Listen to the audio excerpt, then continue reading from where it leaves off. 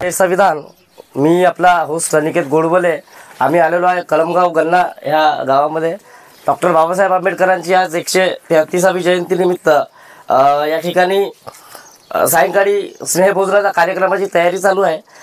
इथे उपस्थित असलेल्या सर्व मान्यवरांना डॉक्टर बाबासाहेब आंबेडकर यांच्या 133व्या जयंतीच्या हार्दिक शुभेच्छा देतो। आणि आमचा एक उपक्रम आहे चालता बोलता प्रबोधन असं या उपक्रमाचं नाव आहे। आम्ही चालता बोलता 3 प्रश्न विचारू, 3 प्रश्नाची जर का सलग उत्तरं दिली तर तुम्हाला संविधानाचं पुस्तक आम्ही सप्लिमेंट देऊ आमच्या द मावा तुळतुळा वाईन्स या यूट्यूब चॅनलतर्फे। सर्वात पहिला प्रश्न आपला असा आहे, 1920 मध्ये जी माणगाव येथे अस्पृश्याची परिषद झाली होती ती कोणी भरवली होती? त्या अस्पृश्याच्या माणगाव परिषदेचे म्हणजे मुख्य निमंत्रक कोण होते?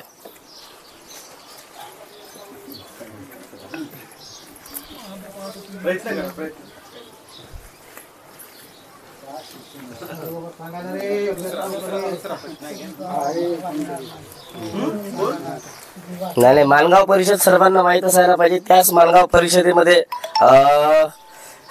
छत्रपती शाहू महाराजांनी डॉक्टर बाबासाहेब आंबेडकरांना दलितांचा नेता असं घोषित केलं होतं। त्याच याच्यामध्ये बाबासाहेबांना त्यांनी गौरव उद्गार काढले होते की आम्ही कसले राजे, आम्ही तर परंपरेचे राजे, पण तुम्ही तर ज्ञानाचे राजे। हे छत्रपती शाहू महाराजांनी त्या माणगाव परिषदेमध्ये म्हटलं होतं आणि छत्रपती शाहू महाराज हेच त्या माणगाव परिषदेचे मुख्य आयोजक आणि निमंत्रक होते। हा प्रश्न आपण असू द्या। दुसरा प्रश्न तुमच्यासाठी घेऊन येतो मी।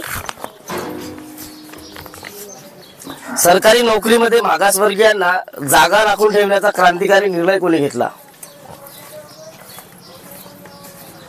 सोपं विचारतो, या भारतामध्ये सर्वात अगोदर आरक्षण कोणी दिलं? शाहू महाराज। छत्रपती शाहू महाराज एकदम अचूक उत्तर आहे।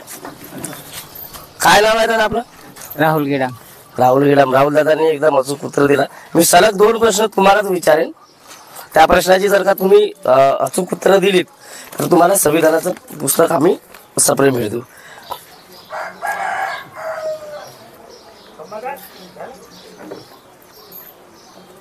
तृतीय रत्न हे नाटक कोणी लिहिलं? तृतीय रत्न हे एक प्रबोधनकारी नाटक आहे। ते नाटक एक महानाट्य सुद्धा असू शकते। ते कोणी लिहिलं?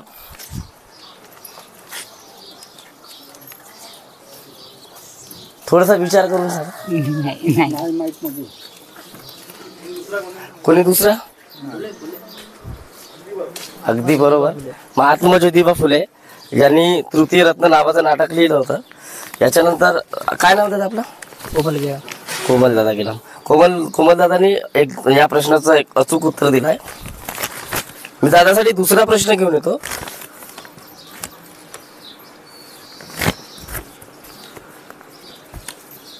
समता संघाची स्थापना कोणी केली?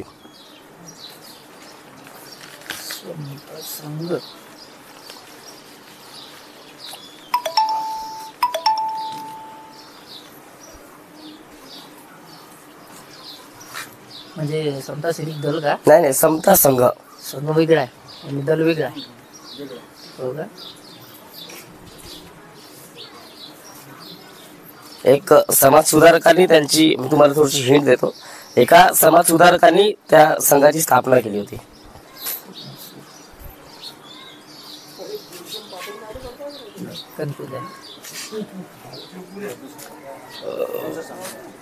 महर्षी धोंडो कर्वे यांनी समता संघाची स्थापना केली होती। हा प्रश्न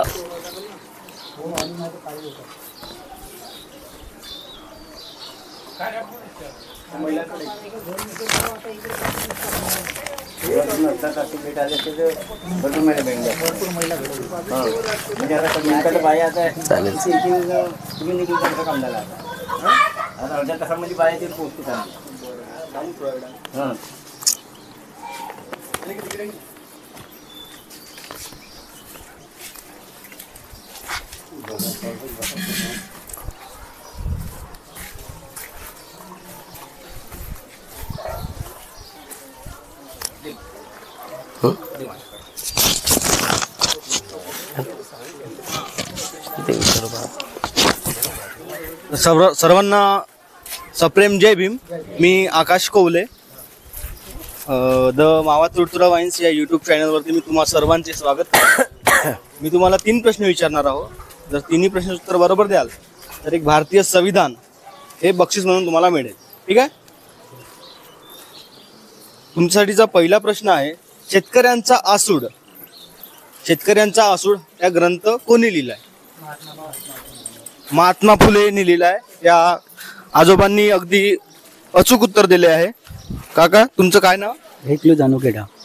ढेकलू धानू गेडाम. काका, काय करता तुम्ही? मी शेती करतो. शेती करता.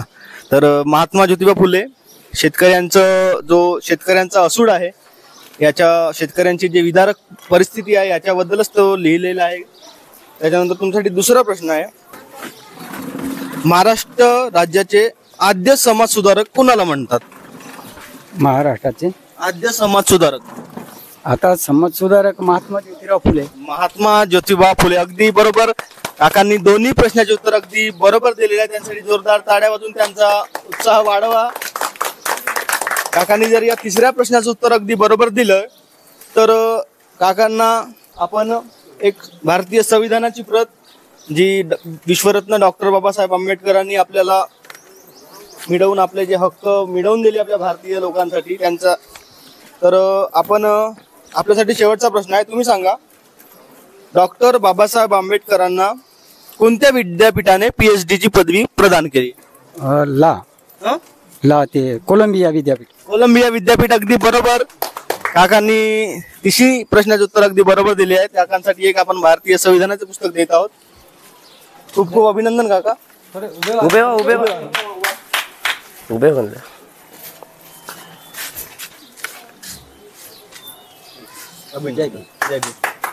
काका, 2 शब्द आपण भारतीय संविधानाबद्दल बोलू. भारतीय संविधानाबद्दल आपण 2 शब्द बोलू.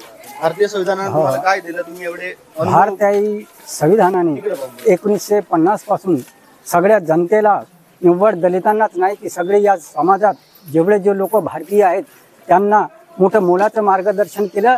आणि मुख्य साधन म्हणजे जे लोकसभा जे आहे, चुनाव पिरियड, यांना प्रत्येकाला एक मताचा अधिकार देऊन सगळ्यांना वर एक प्रतिसाद दिला. आणि त्या मुलाचं मार्गदर्शन लोकांना पाळणं हे गरजेचं आहे. एवढं सांगतो आणि माझं विचार बंद करतो.